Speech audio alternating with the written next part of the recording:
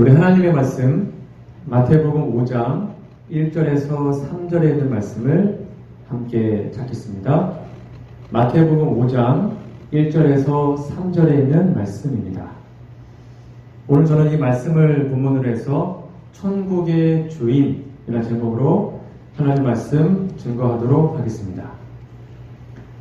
마태복음 5장 1절에서 3절 말씀입니다. 짧은 구절에 함께 읽어볼까요? 시작. 예수께서 무리를 보시고 산에 올라가 앉으시니 제자들이 나아온지라. 입을 열어 가르쳐 가라사대 심령이 가난한 자는 복이 있나니 천국이 저희 것이니요.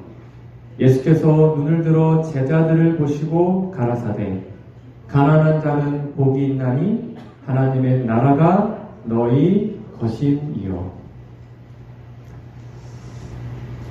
2020년 딱 생각하면 가장 큰 키워드가 코로나19이죠. 많은 대학생들이 올 1년은 그냥 사라진 것 같다. 아무것도 안 하고 1년 허비된 것 같다. 지워진 한 해 같다. 이런 소리를 많이 합니다. 참으로 힘들었던 2020년이 마무리되어 가고 있습니다. 올 1년 동안 여러분들은 어떠한 삶을 사셨습니까? 예수님의 제자의 삶을 잘 살아오셨는지요? 아니면 그냥 시간에 쫓기고 세월에 쫓기며 살아오셨습니까? 오늘 본문 말씀이 기록되어 있는 마태복음 5장부터 7장은 여러분 잘 아시는 겁니다. 산상수훈이라고 합니다. 산상수훈은 한마디로 예수님의 제자들이 어떻게 살아야 하는지, 하나님의 나라의 백성이 되었다면 어떻게 사는 것이 올바른 삶인지 잘 나와 있는 책입니다. 오늘 본문 말씀에서 우리가 5장 1절을 잠깐 주목해 보려고 합니다. 5장 1절을 좀 보시면 예수께서 무리를 보셨습니다. 수많은 무리들을 보시고 산에 올라가 앉으시니까 제자들이 예수님께 나와왔다라고 기록하고 있습니다. 예수님은 언제나 수많은 무리들을 구원하고 싶으셨고 그 무리들에게 하나님의 복음을 전하는 것이 그분의 사명이었습니다. 그래서 주님의 시야에는 늘 언제나 군중들, 무리들이 많이 있었습니다. 예수님이 고민하셨죠. 어떻게 하면 이렇게 수많은 군중들을 구원할 수 있을까? 그런 고민을 하셨습니다. 그리고 그것에 대한 해답으로 예수님은 제자들을 만드는 거였습니다. 제자들을 양육하고 제자들을 훈련하는 것이었습니다. 그것이 무리들을 구원하는 하나의 방법이었죠. 그래서 제가 조금 전에 말씀드린 것처럼 우리가 마태복음 5장, 6장, 7장 그 산상수를 읽거나 암송할 때는 반드시 이 말씀이 제자들에게 하신 말씀이라는 사실을 여러분 꼭 기억하셔야 합니다. 다시 말해서 우리가 진정으로 제자가 되었다면 여기서 제자가 되었다는 것은 하나님의 백성이 되었다. 쉽게 말하면 구원받았다 이 말입니다. 우리가 진짜로 구원을 받았다면 그래서 오늘 말씀 제목처럼 천국의 주인이 되었다면 우리는 자연스럽게 산상수훈의 말씀처럼 살아가게 된다는 것입니다. 이렇게 살아야 노력하는 것이 아니라 우리가 진짜 구원받고 제자가 되면 이러한 삶을 살아가게 돼요. 우리의 본성이 변했기 때문이죠. 물론 산상수훈의 말씀은 모든 사람에게 주시는 말씀이지만 이 말씀의 초점은 바로 제자들에게 있었습니다. 쉽게 말하면 제자들이란 하나님 나라의 백성들이란 아니 구원받은 사람들이란 어떻게 살아야 하는가? 그러므로 뒤집어 얘기하면 우리가 산상수훈의 말씀대로 살고 있지 못하다면 우리는 제자가 아닌 것이고 아직 구원받지 못한 것일 수도 있다는 것입니다. 그런 관점에서 오늘 말씀을 좀 살펴보면 좋겠습니다. 구원받은 사람들, 천국의 주인이 된 사람들은 어떻게 살아갈까요? 오늘 정말 유명한 말씀이죠. 마태복음 5장 3절 다시 한번 좀 읽어보겠습니다. 여러분 아마 외우셨을 분 다 외우셨을 텐데 함께 읽어볼게요. 시작. 심령이 가난한 자는 복이 있나니 천국이 그들의 것이며. 왜 예수님은 제자도 첫 번째 말씀을 이 말씀으로 택하셨을까요? 심령이 가난한 자는 복이 있다. 제가 여러 말씀드렸습니다. 성경에서 복이 있다는 말은 영생을 가졌다는 말입니다. 구원 받았다는 뜻이에요. 심령이 가난한 자는 구원을 받아요. 그래서 천국이 그들의 것이 된다고 말을 합니다. 이것이 구원의 첫 단추입니다. 우리가 이 상태가 되면 이제 구원을 논할 수가 있게 되는 것입니다. 예수님 당시에, 그 당시에 종교 지도자들은 자신들이 좀 잘난 줄 알았습니다. 선민이었죠. 선택받은 이스라엘 백성. 그 중에서도 바리새인, 사두개인, 서기관, 성경 말씀을 달달달 외웠던 사람들이었습니다. 그래서 자기가 좀 뭔가 되는 줄 알았습니다. 여러분 잘 아시는 바리새인들의 기도 아시죠? 하나님, 저희 세리와 같이 안 된 거 감사합니다. 저 일주일에 2번씩 금식하고 막 바리새인이 그렇게 기도했잖아요. 그것은 그 당시 이스라엘 백성 전체의 생각이었습니다. 그러나 예수님을 둘러쌌던 그 수많은 군중 가운데 아주 극소수의 사람들이 자신의 영적 빈곤, 나 진짜 부족하다, 나 정말 죄인이구나 라는 그 영적 빈곤을 느끼게 됩니다. 그래서 예수님의 그 고결한 순결 앞에 난 진짜 곤고하고 가련하고 가진 것 없고 배운 것 없고 난 정말 아무것도 아니구나 라는 것을 깨달은 사람들이 몇 명 있었습니다. 그 사람들에게 예수님은 산상수훈의 첫 번째 말로 너희들이 갖고 있는 그 상태, 내가 부족함을 느끼는 그 상태가 천국에 들어가는 첫 번째 관문임을 알려주신 것이죠. 물론 예수님은 나는 부자입니다, 부유해서 아무것도 필요 없어요 라고 했던 그 바리새인 같은 사람들에게도 구원의 손길을 내미셨습니다. 그러나 그 당시에 바리새인들과 수많은 사람들이 그거를 잡지 않았습니다. 왜요? 부족함이 없었거든요. 본인이 보기에는. 다시 말해 자신이 꽤 선량하다고 생각하고 이만하면 괜찮은데 뭐 그렇게 생각한다면 하나님은, 예수님은 더 이상 할 수 있는 게 아무것도 없습니다. 산상보훈 7페이지에 이런 말씀이 있습니다. 교만은 아무 필요를 느끼지 않으므로 그리스도와 또 그분께서 오셔서 주시고자 하신 무한한 축복에 대하여 마음의 문을 닫는다. 그래서 교만이 제일 무서운 것입니다. 가치를 못 느끼는 것입니다. 필요하지 않아요. 예수님의 은혜와 죄사함이 전혀 필요하지 않아요.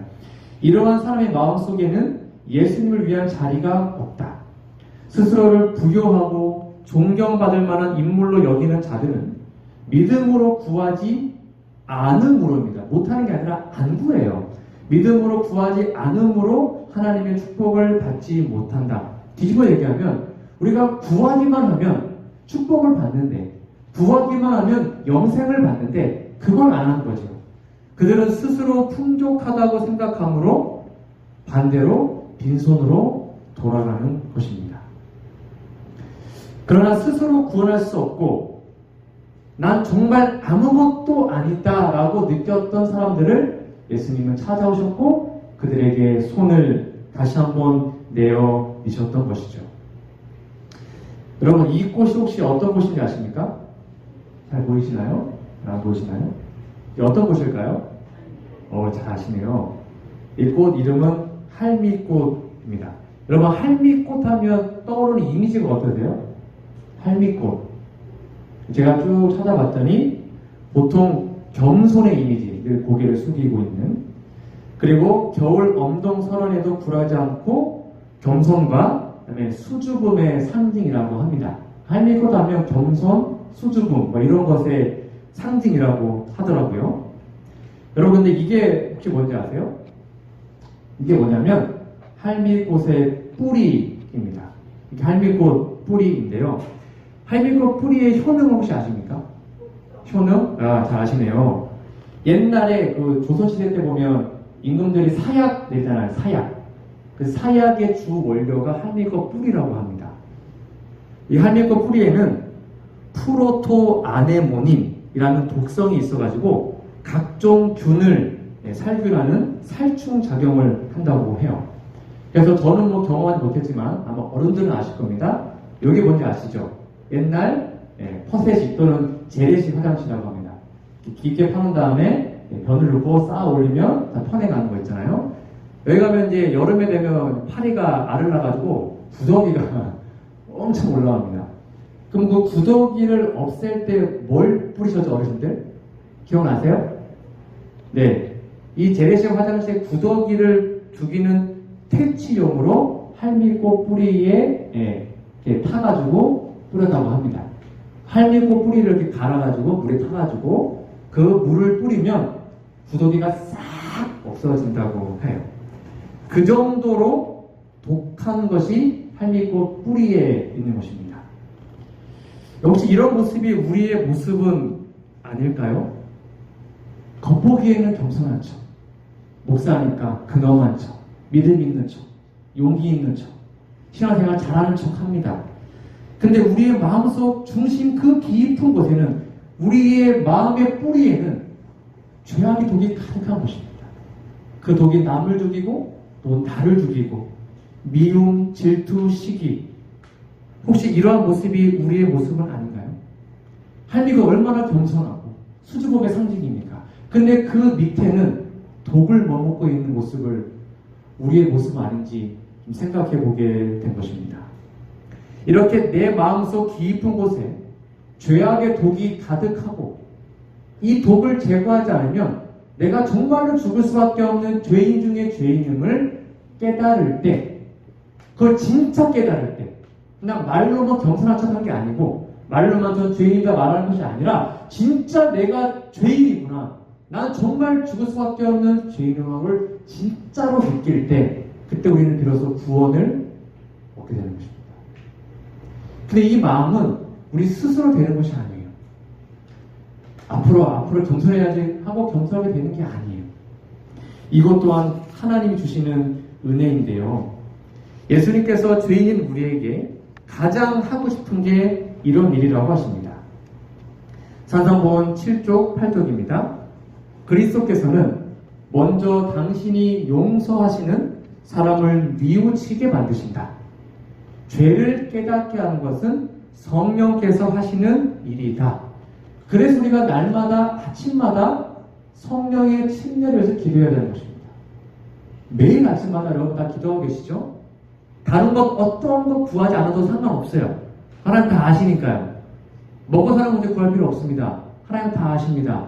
우리가 유일하게 구하는 것은 하나님 성령을 주십시오. 저의 마음속에 성령을 부어주세요. 우리의 가정에, 우리의 교회에 성령을 부어주세요. 왜요? 성령의 하시는 일이 뭐래요? 내가 죄인이구나. 내 죄가 이거였네? 그걸 깨닫게 하시는 거예요. 이걸 깨달아야 심령이 가난하게 되고 하나님을 구하게 되거든요. 죄를 깨닫게 하시는 하나님의 영으로 감동을 받는 사람들은 자신에게 선한 것이 전혀 없다는 것을 알게 된다. 이게 성령 받았다는 증거입니다. 내 안에 선이 아무것도 없구나. 죄악 덩어리구나. 전혀 없구나. 나 정말 죄인이구나. 이거를 진짜 느끼는 게 성령 받았다는 것입니다.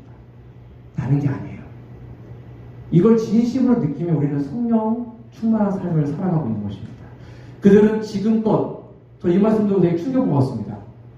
지금껏 해온 모든 일이 이기심과 죄로 혼합되어 있는 것을 본다. 뭔가 좀 잘한 것 같았거든요. 뭔가 좀 한 것 같았거든요. 근데 그것 또한 나의 이기심.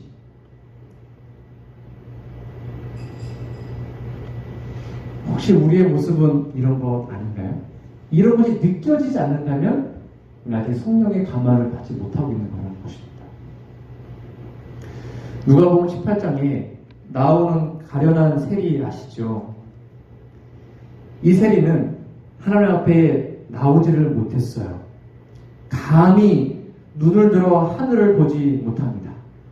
그리고 이렇게 얘기하죠. 하나님, 저를 불쌍히 여겨주세요. 전 죄인입니다. 이 말밖에 안 했어요. 하나님, 저 죄인이에요. 그런 예수님이 뭐라고 했어요?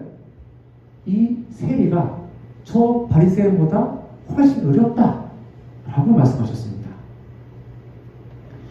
이렇게 자신의 더러운 모습을 깨닫고 하나님 앞에 울며 회개하는 사람은 복 있는 사람이라고 기록한 것입니다. 여러분, 진정으로 하늘의 복을 받고 싶으십니까? 세상적 복 말고요. 진짜 하늘의 복, 영원한 생명, 그 생명을 얻고 싶으시다면 심령이 가난한 사람이 되게 해달라고 정말로 간절히 기도하시기 바랍니다. 왜냐하면 우리가 심령이 진정으로 가난하게 될 때 오늘 말씀처럼 천국이 우리의 것이 될 수 있기 때문입니다. 여호와께서 오늘 우리에게 이렇게 초청하십니다. 여호와께서 말씀하시되 오라 우리가 서로 변론하자. 너희의 죄가 주홍 같을지라도 눈과 같이 희어질 것이요 지렁같이 붉을지라도 양털같이 희게 되리라. 여기에서 하나님이 우리에게 원하시는 게 딱 하나밖에 없습니다. 뭐예요? 오라. 그 외에는 다 하나님이 주시는 겁니다. 오라. 나에게 오기만 하면 돼. 제발 좀 와라. 그러면 다 해줄게. 이게 하나님의 약속입니다. 근데 우리는 뭘 안 하는 거예요? 이걸 안 하는 거예요.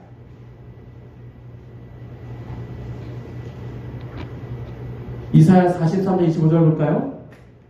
하나님 말씀하십니다.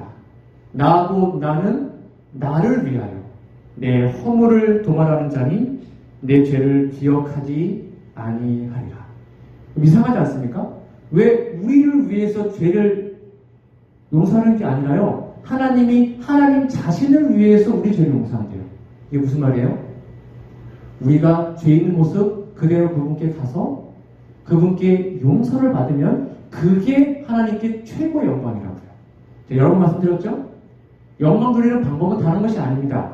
우리가 그분께 가서 그분께서 용서하시는 그 용서를 받아들이고 죄 용서를 받고 구원받으면 그게 그분께 최고의 영광이라고요. 그래서 그분을 위해서 그분은 우리의 죄를 용서해 주시는 것입니다. 심령이 가난한 자는 천국이 그들의 것이 되겠다고 말씀하셨습니다. 이것이 제자들의 첫 번째 특징임을 여러분 꼭 기억하시기 바랍니다. 자기 심령에 처참한 빈곤을 느끼는 사람, 정말 내 안에 선한 것이 전혀 없다고 진심으로 느껴지는 사람, 그런 사람은 낭만하는 것이 아니라 하나님께서 오라고 하셨으니 하나님께로 가서 예수님을 바라보시고 그분의 구원을 선물로 받아 누리는 우리 모두가 되기를 간절히 소망합니다. 예수께서 말씀하셨어요. 수고하고 무거운 짐진 자들아 다 내게로 뭐 하라고요? 오라. 하나밖에 없어요. 여기도 오라는 것입니다. 수고하고 무거운 짐이 있으면 죄악의 짐이 있고 죄책감이 있고 마음의 절망이 있고 희망이 없다면 가면 돼요. 그것만 하나님께서 말씀하셨어요. 오라는 것입니다. 산상본 8페이지입니다.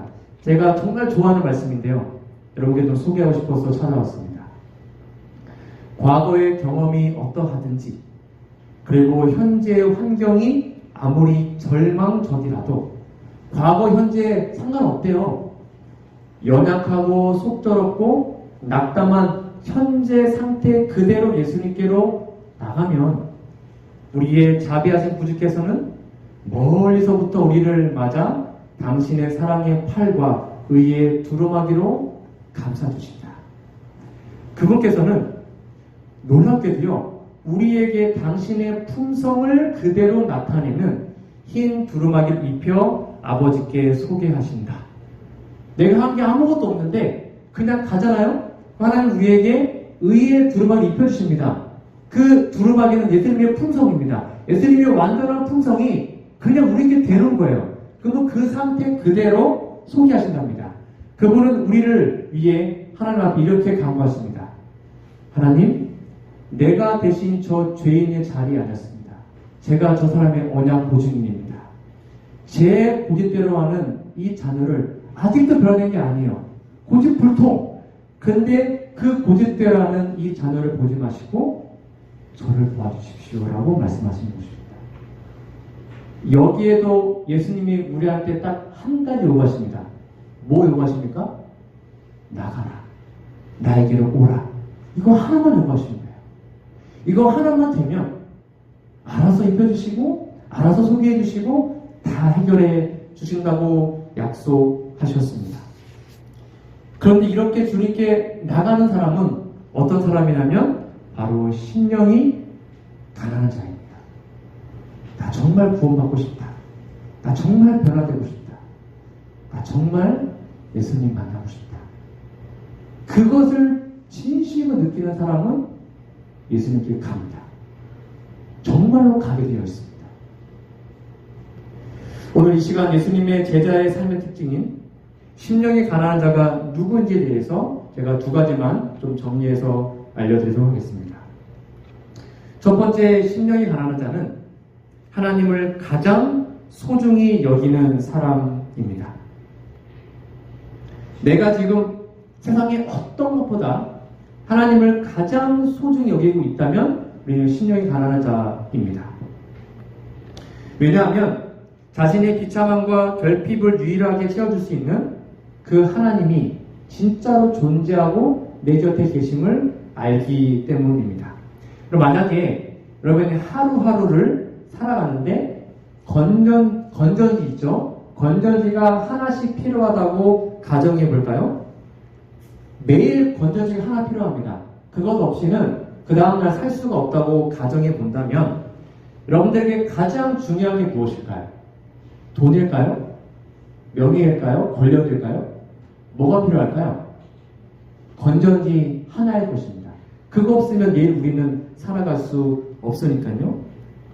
마찬가지로 우리에게 정말로 하나님이 단 하루라도 계시지 않으면 우리 살 수가 없잖아요. 진짜 그렇게 되어 있거든요. 정말 하나님이 한순간 우리와 함께하지 않으면 살 수가 없는데 우리는 하나님 없이 여러 날 고민하며 방황하며 살아가고 있지는 않으십니까? 그래서 우리 마음속에 인생의 공허함이 있는 것입니다. 뭔가 허전해요. 교회에 수십 년 다니고 목사와 장로와 집사로서 살아가지만 돈도 많이 벌고 세상에서 성공하고 뭔가 좀 되는 것 같았는데 마음의 공허함을 느낄 때가 종종 있습니다. 여러분들은 어떠하십니까? 여러분 잘 아시는 이야기를 하나 해드리겠습니다. 하루는 한 청년이 예수님을 찾아옵니다. 그가 가지고 온 문제는 뭐냐면 인생의 공허함이었습니다. 이 부자 청년은 어떤 사람이었죠? 여러분 잘 아시죠? 정말 모범생. 그 당시에 물질도 많고 사람들에게 인정도 받고 덕도 있고 공부도 잘하고 그런 사람이었습니다. 자, 남들이 볼 때 부족한 게 전혀 없는 사람이었어요. 근데 이 부자 목가는 본인은 본인을 알았습니다. 뭔가 채워지지 않는 것입니다. 겉보기에는 남들 앞에서는 행복한 척, 믿음 있는 척 했지만 정말 자기는 자신을 알잖아요. 여러분 다 여러분 자신 알지 않습니까?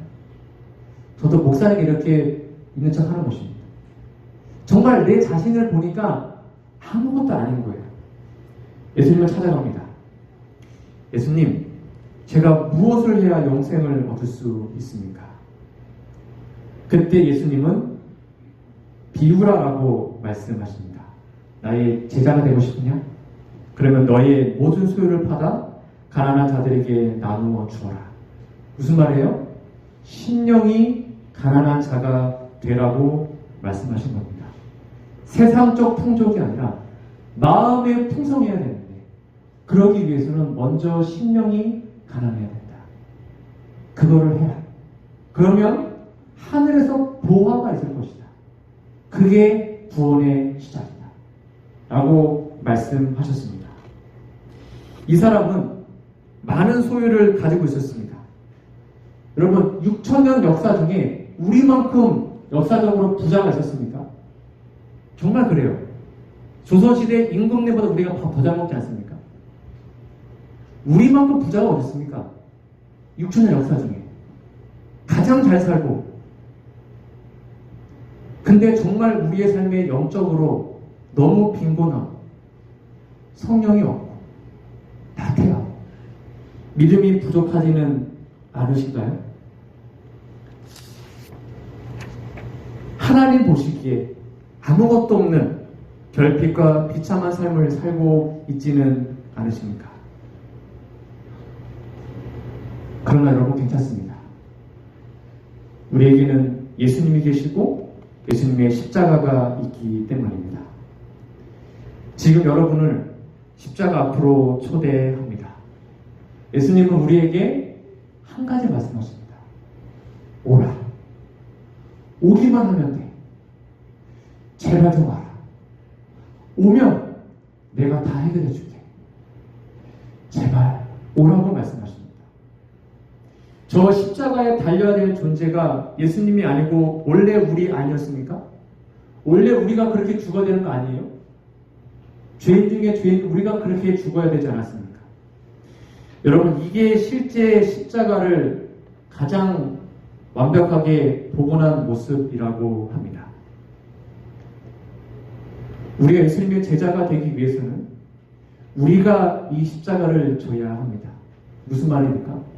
우리의 자아가 완전히 죽고 우리의 모든 것을 포기할 수 있는 그런 믿음이 있어야 합니다. 그것이 바로 우리의 모습인 것이죠. 이렇게 십자가에서 아무것도 걸치지 않는 벌거숭이가 바로 우리들입니다. 입은 게 없어요. 의의 옷이 없다는 것이죠. 아무것도 없어요. 그런데 대단한 착각을 하고 있습니다. 그게 라오디게 교회의 모습 아닙니까? 나는 부유하고 부족한 게 없다. 그런데 예수께서 말씀하십니다. 아니야. 너 눈물 없고 너 헐벗었고 너 아무것도 없어. 만약 우리가 예수님을 진정으로 믿고 따라간다고 말을 한다면 우리는 십자가 위에서 죽어야 합니다. 그거 외에는 길이 없습니다. 그렇게 심령이 가난한 자가 될 때 예수님은 우리에게 구원의 손길을, 그 영생을 우리에게 선물로 주실 수 있는 것이죠. 만약 당장 우리가 내일 이렇게 죽는다면 그 세상에 그 돈 몇 푼이 뭐가 의미가 있습니까? 당장 우리가 내일 이렇게 죽는다면 우리에게 가장 필요한 게 무엇이겠습니까? 영생 아닙니까? 구원 아니에요? 죄 용서함 아닙니까?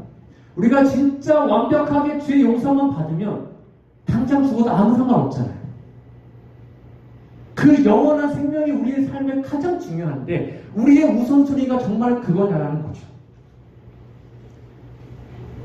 하루 종일 살면서 정말 우리가 예수님의 삶을 묵상하고 하늘 바라보고 죄 용서를 위해서 그렇게 기도하고 있냐는 거죠. 우리가 세상에 돈을 벌기 위해 노력하는 것만큼 하나님의 고귀한 풍성을 담기 위해서 노력하고 있냐는 거죠.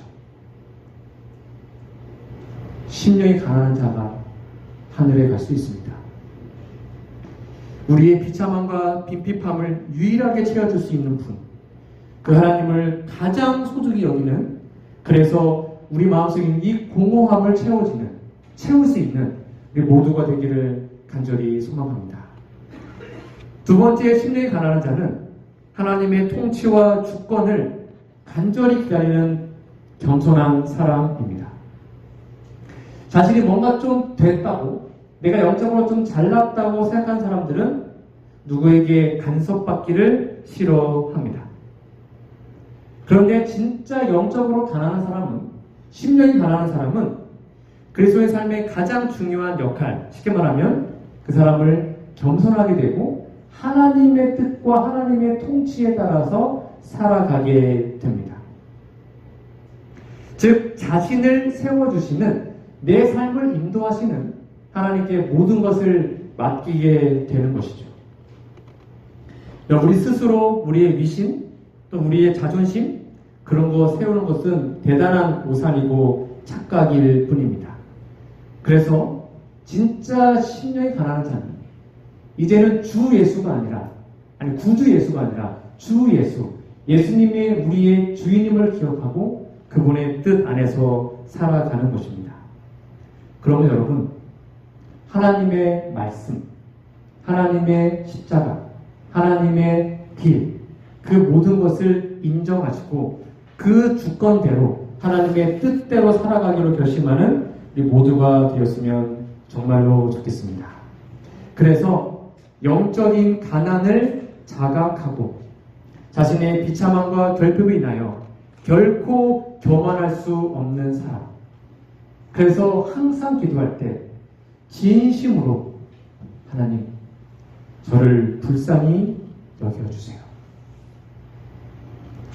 저는 요즘에 이 기도를 참 많이 합니다. 하나님, 저 살려주세요. 하나님, 저 살려주세요. 이 기도 참 많이 합니다. 정말 예수님처럼 살고 싶은데 잘 되지가 않아요. 하나님, 저 살려주세요. 그 기도를 참 많이 합니다. 회개하는 심령으로 항상 하나님 앞에서 떠는 사람, 너무 부족하고 연약하여 떨 수밖에 없는 사람, 정말 자신이 아무것도 아님을 진심으로 경험하는 사람, 그 사람은 복이 있습니다. 그 사람은 하나님께서 천국으로 데려갈 것입니다. 여러분, 이 말씀 다시 한번 우리 마음에 새기면 좋겠습니다. 함께 읽어볼까요? 시작. 심령이 가난한 자는 복이 있나니 천국이 그들의 것이니요. 제가 한 찬양을 하나님께 올려드리겠습니다.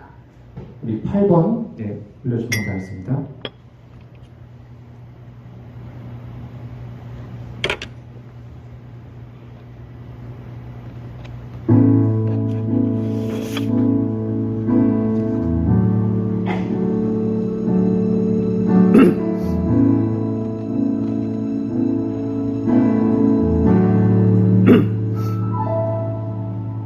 주여, 우린 연약합니다.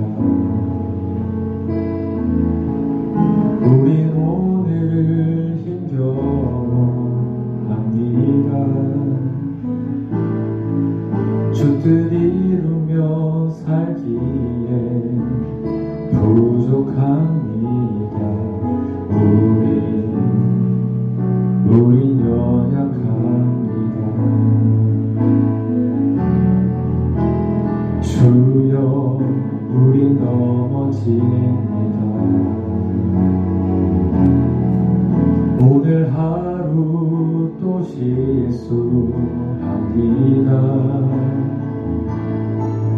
주의 긍휼을 구하는 죄인입니다.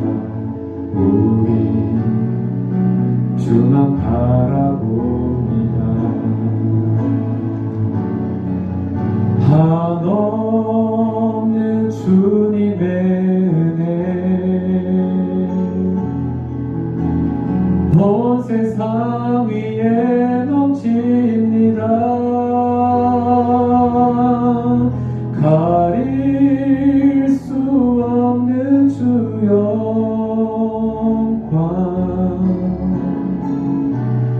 온 땅 위에 충만합니다.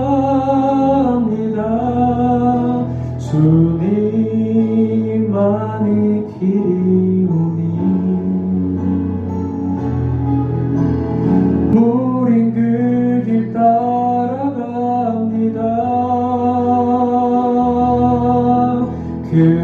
그날에 우리 이루신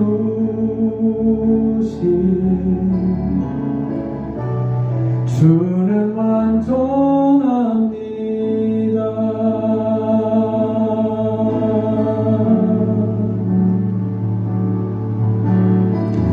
아시는 분들은 함께 부를까요?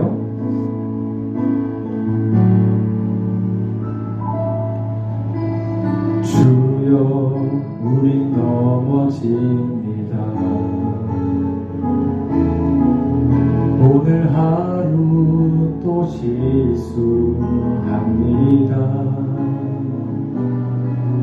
주의 긍휼을 구하는 죄인입니다. 우리 주만 바라봅니다. 한없는 주님의 은혜 온 세상 위에 넘칩니다. 가릴 수 없는 주 영광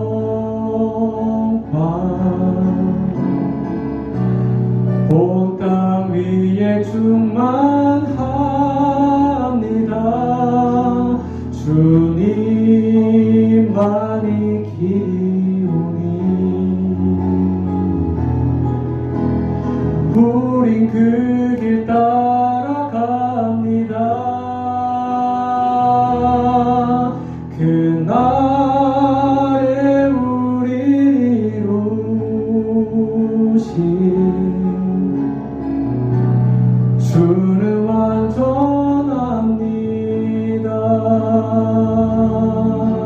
그날에 우리 이루신 주는